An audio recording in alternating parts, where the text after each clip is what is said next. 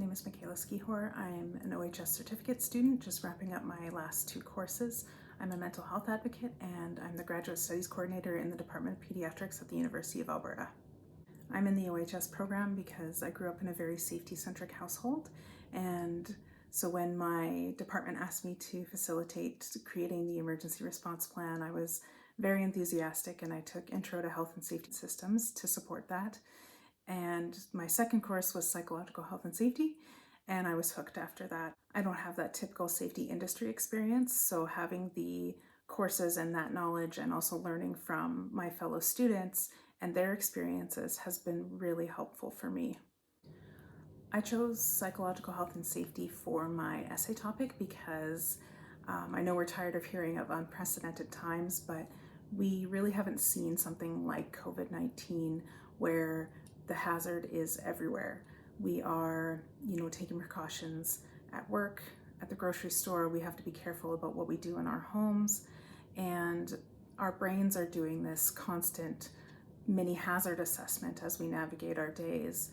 And I just thought it would be interesting and important to look at the psychological impact of working remotely, working as a healthcare worker on the front lines, grief, prolonged stress, and think about ways that we can act now to lessen that impact later.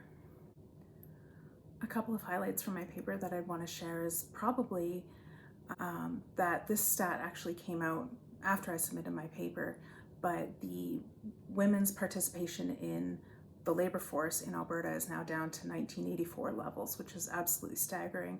So we really have to think about what we're going to do to get women back to work.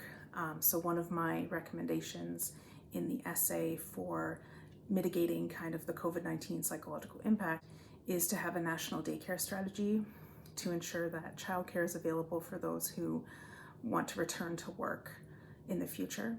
I also recommended that we look at a universal basic income, as that can help people who maybe need to isolate and they can't afford to miss time at work. It can also really lessen the psychological load of not having enough money.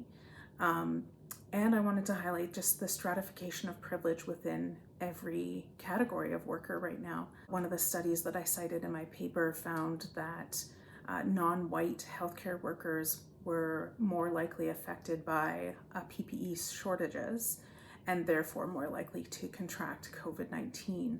And the stress of feeling that and worrying about protecting their families while also attending work and doing their best is a mental strain that can lead to post-traumatic stress syndrome down the road, increased anxiety, depression symptoms, that type of thing. And so even within the category of workers who are working from home, there's a worker who is isolated, who doesn't have a lot of contact, maybe they live alone. There's a worker who has 3 kids all in school and has to do their work from 9 to 11 at night because they can't do it during the day. So I think just thinking about the psychological impact and making steps towards a national mental health care strategy now will help us mitigate those future impacts that we know are probably coming.